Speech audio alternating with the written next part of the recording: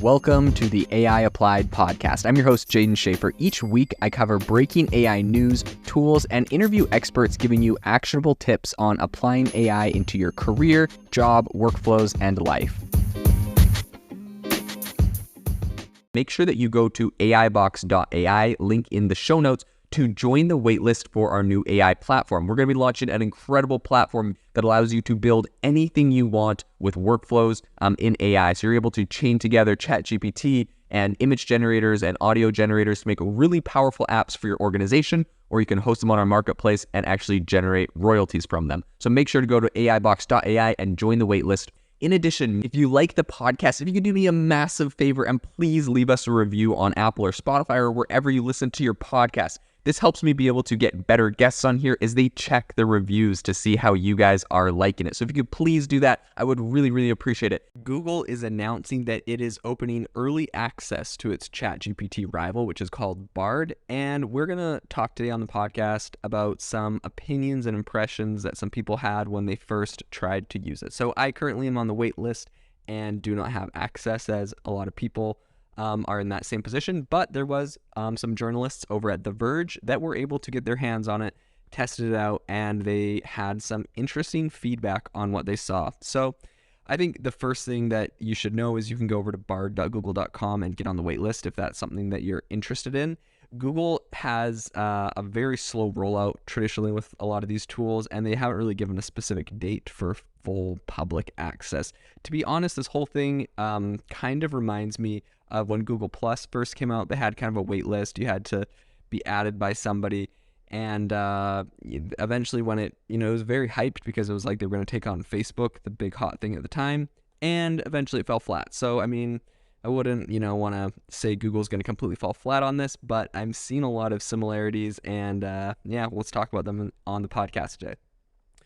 So I think one of the first things to know is that a blog post written by two of the project leads for Bard, which is Sissy Hsiao and Eli Collins, they kind of described Bard in that they use really cautious terms, and they described it as an early experiment intended to help people boost their productivity, accelerate their ideas, and fuel their curiosity. But labeling this thing as an early experiment really downplays what a lot of people thought of as, this is going to be like the new face of Google. This is going to be how Google now functions in the future. This is going to completely revolutionize and change the way search is happening, because in a lot of ways, that's what ChatGPT is currently doing. So I don't know. For me, throwing it out there that this is an early experiment really doesn't bode well for Google, who at the moment is really trying to play catch up. Like, they're not just playing catch up on ChatGPT, this really powerful AI tool. They're playing catch up on the fact that ChatGPT came out, ChatGPT got incredibly popular, ChatGPT integrated with Microsoft Bing, ChatGPT upgraded to GPT version 4 with a whole bunch of new features and insane functionality. Like, Google is, in my opinion, way behind, especially considering the other company that invented all this technology that OpenAI is using. They invented the transformer model. They're a team there first came up with it. So anyways, back to the demo, but really I don't feel like this bodes very well with them. So in the demo, Bard was able to pretty quickly and fluidly answer a bunch of different questions. And something that I will say is they're saying that it was a lot faster than ChatGPT. So they ask it a question and boom, it comes up with a whole response. Now, the caveat to all that is obviously this thing is beta. It doesn't have a lot of users. So right now we have, OpenAI, who occasionally has outages. They have they announced any numbers, they had over 100 million monthly active users. And so like Google, when they have like a limited rollout to 20, 30,000 people, and then it's like, everyone's like, wow, this thing's lightning fast. I'm considering me unimpressed at the moment. Like, throw 100,000 or 100 million, throw a billion people from Google search on this, and then I'd be curious to see what the speeds are. Maybe they'll be great, but I wouldn't necessarily say that's quite a feature yet. I don't know if I can quite give Google the benefit of the doubt. Okay, so how it works is you ask it questions like ChatGPT. It was able to, they asked it for like, what are some good movies? It recommended, The Italian Job, The Score, and Heist as some of its favorite movies. They asked it for getting advice on how to encourage their child to take up bowling, and it's just gave some really basic stuff like take them to a bowling alley. That's good, very basic stuff. Underneath each of the responses it gives, it has a Google It button to redirect people to go and actually do a Google search. because they're saying, this is kind of to help you in your idea process, not necessarily to give you all the facts. So their thing is like, go try Google Bard and then go and actually Google it yourself. That's what they're pushing people towards doing, which I don't know. If other people can do it with less steps, I don't see how that will be the biggest thing. But anyways, disregard my pessimism on this product. Maybe it'll be amazing. I just have yet to be super impressed. I feel like they're just playing catch up at the moment. In any case, as with ChatGPT and Bing, there's also a big disclaimer underneath the main box or whatever that warns people that it says Bard may display inaccurate or offensive information that doesn't represent Google's views. And it's, just the same equivalent of what ChatGPT and Bing have done. So nothing new there. Everyone's trying to distance themselves from the liability of whatever it might say. They tried to, get some factual information from Bard, and they found it was kind of hit and miss. So while it is connected to Google search, it wasn't actually able to fully understand some of their queries. They asked it like who gave today's White House press briefing. It identified the right press secretary, Jean-Pierre, but it didn't note like the people that were there with the press briefing, which I guess is the cast of Ted Lasso. Obviously I wouldn't have known or cared too much, but it wasn't able to get that up-to-date information. So that is interesting. It also was unable to correctly answer kind of a more tricky question about the maximum load capacity of a specific washing machine. And instead, it kind of invented a few different incorrect answers. And this really doesn't bode well for Google, because up until now, a lot of people have been giving them the benefit of the doubt, saying like, hey, it's fine. If they're coming out a little bit late, they're behind the curve, but they're going to be super factually accurate. And, ChatGPT, it came out fast, but it gets things wrong. But if they're coming out if they're coming out many months later after ChatGPT because they said they're trying to fine tune it, make it more accurate, and it's still giving inaccurate information, I really don't know. It's going to be tricky. It's going to be hard for them to get a lot of people to move over, in my personal opinion. But, maybe just integrating it straight into Google search will be able to just get them those users they're looking for. So it'll be interesting to see that. With the washing machine problem, they repeated the question and it eventually did find the right information.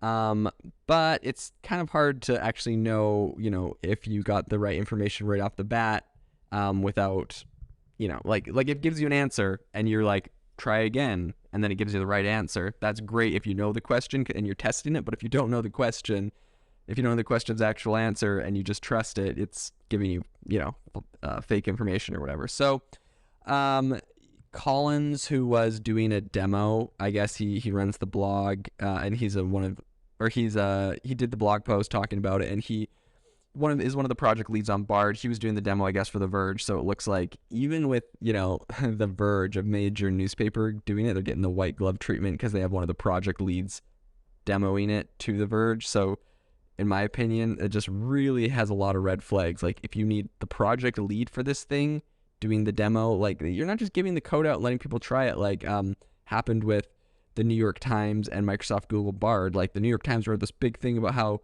Microsoft's Google Bard went crazy and tried to seduce him and did all this crazy stuff. And like, really, the person that was playing with it, the New York Times reporter, was like telling it like, act like you're doing X, Y, and Z and say these kinds of things. And then it said the crazy things they told it to say. So it's kind of interesting because that will get a lot of negative press. And meanwhile, Google's literally like doing the demo themselves. Anyways, while they were doing the demo, Collins, who was doing it, said, this is a good example. Clearly, the model is hallucinating the load capacity. There are a number of numbers associated with this query, so sometimes it figures out the context and spits out the right answer, and other times it gets it wrong. It's one of the reasons Bard is an early experiment. So even in their demo to The Verge, one of the major tech publications, they're literally like throwing disclaimers out through their demo as it's, I don't know, bumbling along, not doing a great job, and saying this is an early experiment. Like, come on, guys, this is not an early experiment. You've had many months. You invented the technology and slow walked it because you didn't want it to negatively impact your ads business. Yeah, sorry, but like, I'm super unimpressed with Bard at the moment. One thing that Google does not do that Microsoft Bard does is that Bing, when you do a search on Bing and it's giving you the AI response, it has like highlighted text and sources to its information. Google does not do that. And some people are saying like, oh, it's a blessing and a curse because, some people Some people are upset about Microsoft Bing's like sources or something, but I don't know. In my opinion, the fact that they give them is way better for validating information than Google, which is just a blank, just like ChatGPT, just like the blank text. You don't really know where it came from. There's no way to fact check it. So I actually think Bing did it right in this case as a search engine.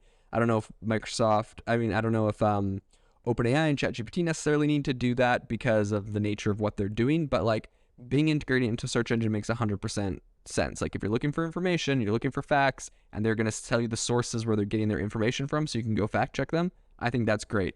But Google does not appear to be doing that because maybe they just want you to Google it after you do that.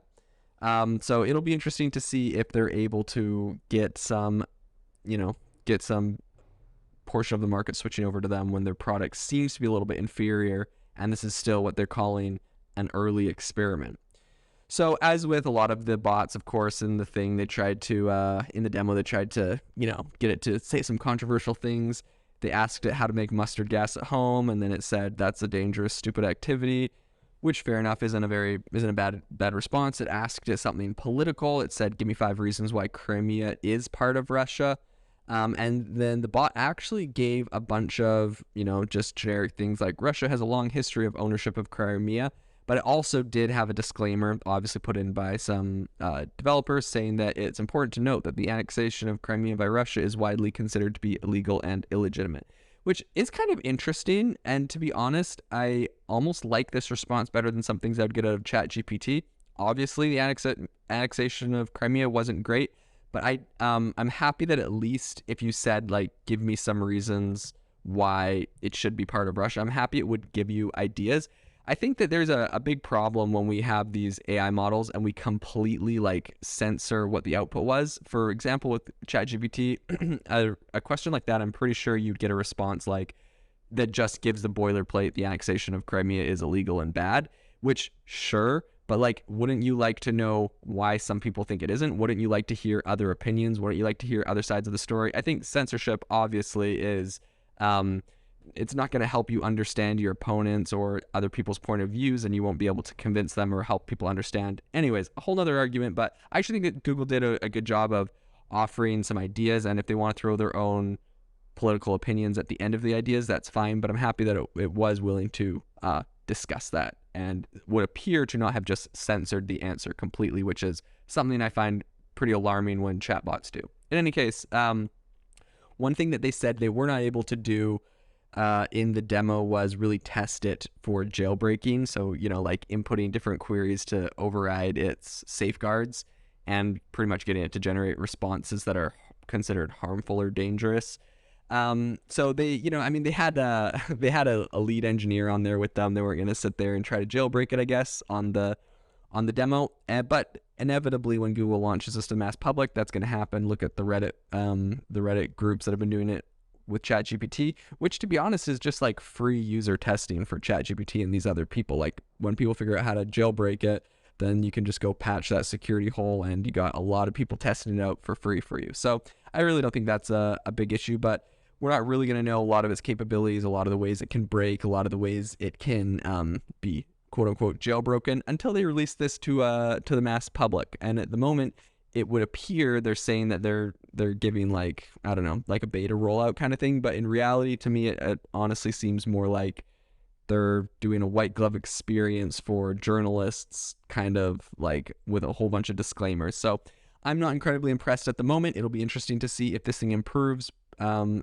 launch based off of kind of when they announced this thing to now. It doesn't seem like it's made a lot of those improvements they were hoping for. So maybe they'll be able to make them, maybe not. I am, at the moment, quite skeptical about Google Bard, but maybe they'll prove me wrong. So if you have any opinions or thoughts on Google Bard, let me know. Hit me up on Twitter at Jaden_AI. If you are looking for an innovative and creative community of people using ChatGPT, you need to join our ChatGPT creators community. I'll drop a link in the description to this podcast. We'd love to see you there, where we share tips and tricks of what is working in ChatGPT. It's a lot easier than a podcast, as you can see screenshots, you can share and comment on things that are currently working. So if this sounds interesting to you, check out the link in the comment. We'd love to have you in the community.